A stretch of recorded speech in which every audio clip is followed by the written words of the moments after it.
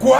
Non, Rashford est foutu, mais Deco a craqué ou quoi? Et parlant de Rashford, de l'autre côté de Lamine Yamal, les gars, les choses ne font que s'empirer. Quand tu as précisé, c'est la fin de saison pour Lamine Yamal, mais il devrait bien être disponible pour le mondial. Et selon les informations, les tests ont effectué que le joueur de l'équipe première, Lamine Yamal, souffre d'une blessure au ischio-jambier de la jambe gauche. Pour globaliser, c'est un muscle biceps fémoral. Très mauvaise nouvelle, non seulement pour nous les fans, mais aussi pour Lamine Yamal qui devait être là pour aider son équipe, mais malheureusement, il ne pourrait rien faire pour la suite de la saison. Le joueur souvent un plan de traitement conservateur. Lamine Yamal manquera le reste de la saison et entendu qu'il soit disponible pour la Coupe du Monde seulement. Et j'espère maintenant que le reste de l'effectif va mener de bout en bout. Même si Lamine Yamal n'est pas là, ils doivent prouver qu'ils sont capables de mener de bout en bout. Et alors pour Lamine Yamal, la saison a été vraiment grandiose, même s'il n'a pas discuté tout le match, car en 45 matchs joués, il a 25 buts marqués, il a 20 passes décisives, 45 grosses occasions créées et 244 dribbles réussis. Avec une plus-vagie et beaucoup de matchs ratés, comme je tiens à préciser, il a quand même réalisé la meilleure de sa carrière sur un plan individuel vis-à-vis de cette saison. Et si on tombe directement au sein du Real Madrid, c'est aussi une mauvaise nouvelle. Vous vous en rendez compte? Arda Güler souffre d'une liaison musculaire au biceps fémoral de la jambe droite.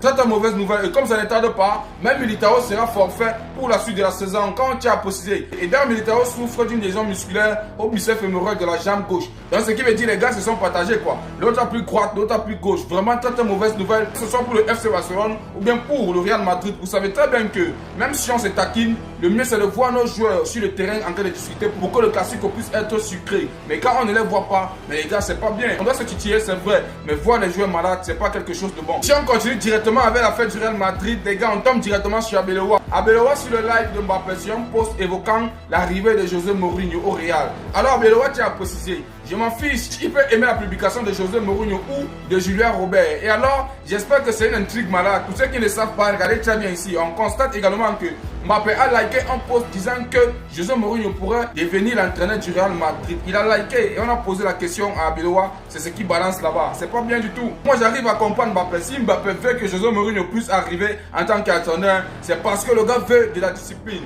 La personne qu'on appelle Arbeloa, c'est quelqu'un qui a laissé les joueurs faire tout ce qu'ils veulent. Puis pire encore Vinicius Junior, il se croit le roi. Même si c'est un grand joueur, au bout d'un moment, on doit comprendre et savoir que si on veut qu'une équipe puisse évoluer, on doit enlever de l'ego. Vinicius Junior a trop débordé avec l'ego. Si Mourinho vient au sein du Real Madrid, tout cela va changer et je vous assure, ne soyez pas surpris si Vinicius saute. Si on tombe directement pour l'affaire de Marcus Rashford, je vous assure, c'est quelque chose de grave. Vous vous en rendez compte?